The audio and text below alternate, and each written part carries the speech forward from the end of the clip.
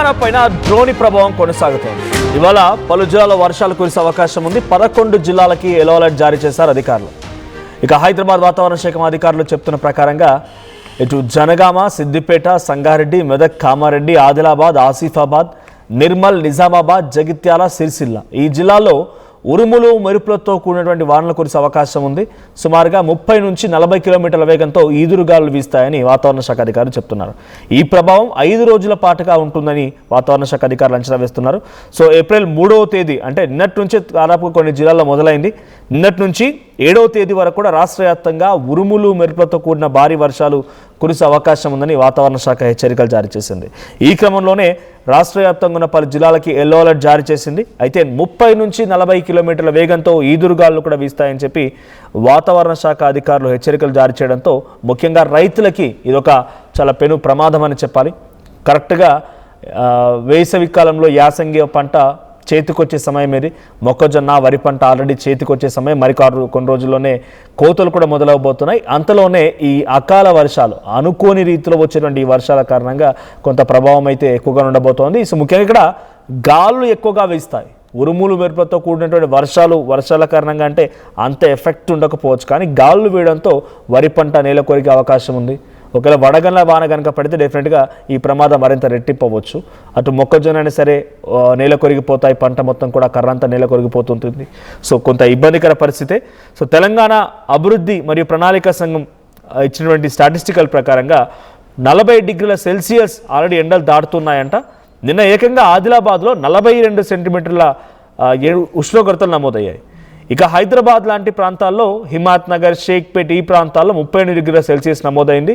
So ఇక్కడ ఇంకొక interesting విషయం ఏంటంటే ఏప్రిల్ 7 వరకు కూడా హైదరాబాద్ నగర్లోని చార్మినార్, ఖైరతాబాద్, కూకట్పల్లి, ఎల్బీ నగర్, సికింద్రాబాద్ వంటి ప్రధానమైనటువంటి ప్రాంతాల్లో కూడా ఉదయం వేళలో కూడా పొగమంచు కురిసే అవకాశం ఉందట. అంటే ఇంట్రెస్టింగ్ పాయింట్ ఇది. వేసవి కాలం స్టార్ట్ అయింది. ఎక్స్ట్రీమ్గా మధ్యాహ్నం సమయంలో ఎండలు కాస్తూ ఉన్నాయి. ఈ సిచ్యువేషన్లో కొన్ని ప్రాంతాల్లో హైదరాబాద్లో షేక్పేట్, తర్వాత ఖైరతాబాద్, కూకట్పల్లి, చార్మినార్, ఎల్బీ నగర్ ఈ ప్రాంతాల్లో పొగమంచు కూడా వచ్చే అవకాశం ఉందట. ఇంకా ఏప్రిల్ 6న నగరంలో కూడా అంటే హైదరాబాద్ నగరంలో కూడా ఈదురుగాళ్లతో కూడినటువంటి భారీ మెరుపులు, ఉరుములతో వర్షాలు కురిసే అవకాశం ఉంది. సో తెలంగాణ వ్యాప్తంగా ఉన్నటువంటి అధికారులు మొత్తం కూడా ఇప్పుడు అలర్ట్స్ జారీ చేస్తున్నారు. ముఖ్యంగా రైతాంగం ఆలోచించండి, మీ పంటని కొంత కాపాడుకునే ప్రయత్నం చేయండి. ఆల్రెడీ కోత కనుక సిద్ధంగా ఉంటే కోతలు మొదలు పెట్టేయండి. లేదంటే ఈ 4-5 రోజుల పాటుగా ఎక్స్ట్రీమ్గా వర్షాలు ఉండే అవకాశం ఉంది. ఒకవేళ వడగండ్ల వాన కనుక అయితే డెఫినెట్గా ఇంకిత ప్రమాదం రెట్టింపు అవబోతోంది. సో వాతావరణ శాఖ అధికారులని హెచ్చరికల్ని పాటిస్తూనే వారిని కొంత మీ పంటని కాపాడుకునే ప్రయత్నం చేయండి. ఒకసారి మళ్ళీ నేను జిల్లాల పేర్లు చెప్తాను. సో ఈరోజు రాష్ట్ర వ్యాప్తంగా ఉన్నటువంటి 11 జిల్లాల్లో అది ఆదిలాబాద్, కొమరంభీం, ఆసిఫాబాద్, నిర్మల్, నిజామాబాద్, జగిత్యాల, రాజన్న సిరిసిల్ల, జనగామ, సిద్దిపేట, సంగారెడ్డి, మెదక్, కామారెడ్డి జిల్లాలో వర్షం కురిసే అవకాశం ఉంది. ఇక్కడ 30 నుంచి 40 కిలోమీటర్ల వేగంతో ఈదురుగాలు కూడా వీస్తాయని వాతావరణ శాఖ అధికారులు చెప్తున్నారు. బీ అలర్ట్, ఒక్కసారి జాగ్రత్తగా ఉండే ప్రయత్నం చేయండి. సో దీనికి సంబంధించి మరిన్ని అప్డేట్స్ మా ప్రతినిధి నిర్మల అందిస్తారు. నిర్మల, ఎక్కడెక్కడ అధికారులు అలర్ట్స్ జారీ చేశారు, అక్కడ రైతాంగం కోసం కానివ్వండి, లేకపోతే అక్కడ ఎమర్జెన్సీ సిచ్యువేషన్ వస్తే ఎక్కువగా గాలులు వీస్తాయని చెప్పడంతో బేసిక్గా వేసవి కాలంలో వచ్చినటువంటి గాలులు భయంకరంగా ఉంటూ ఉంటాయి. సో గాలి దుమారాలు ఎక్కువగా వస్తూ ఉంటాయి. అప్పుడప్పుడు కరెంట్ పోల్స్ విరిగిపడాలు, చెట్లు విరిగిపడాలు కూడా జరుగుతూ ఉంటాయి. సో దానికి తగ్గట్టుగా ఎటువంటి చర్యలు తీసుకుంటున్నారు అధికారులు? ఎస్ మనోజ్, ద్రోణి ప్రభావంతో కూడా తెలంగాణలోని పలు జిల్లాల్లో కూడా ఇవాళ వర్షాలు కురిసే అవకాశం ఉందని హైదరాబాద్ వాతావరణ శాఖ కేంద్రం నుంచి నిపుణులు అయితే తెలియజేస్తూ ఉన్నారు. అది జనగాం, సిద్దిపేట, సంగారెడ్డి, మెదక్, కామారెడ్డి, ఆదిలాబాద్, ఆసిఫాబాద్, నిర్మల్, నిజామాబాద్, అలాగే జగిత్యాల, సిరిసిల్ల జిల్లాల్లో కూడా ఈ ఉరుములు మెరుపులతో కూడినటువంటి వానలు అయితే పడొచ్చు అని చెప్పేసి నిపుణులు అయితే అంచనా వేస్తూ ఉన్నారు. మరి అక్కడే ఎల్లో అలర్ట్ కూడా జారీ చేయడం జరిగింది.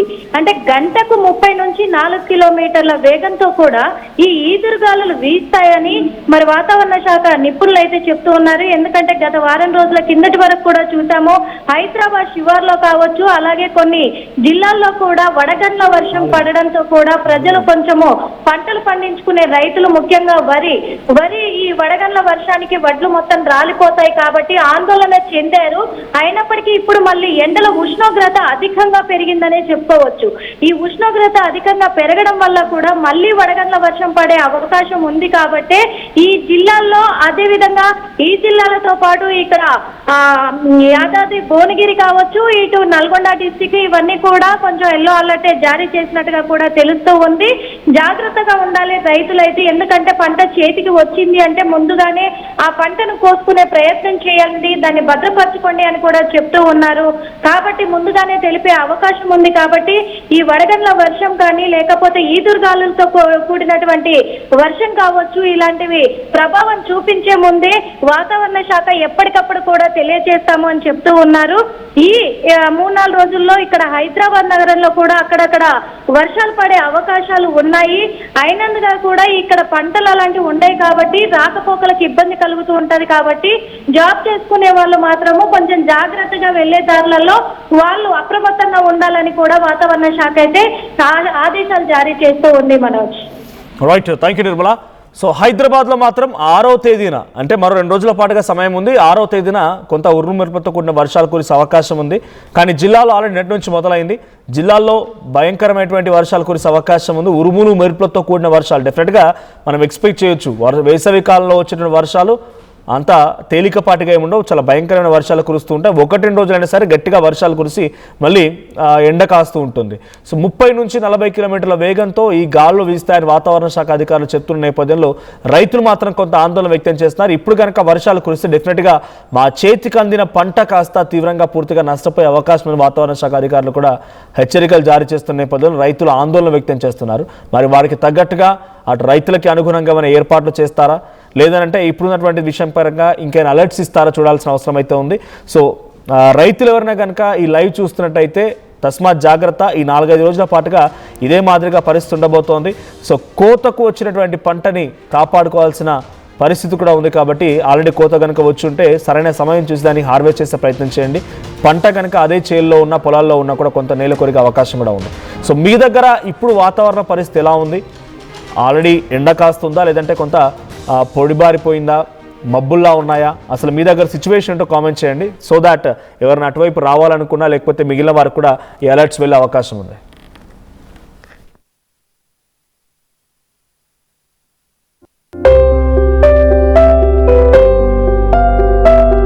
చిన్న చిన్న ఆనందాలు 35 ఏళ్లుగా నా జీవితంలో లేవు.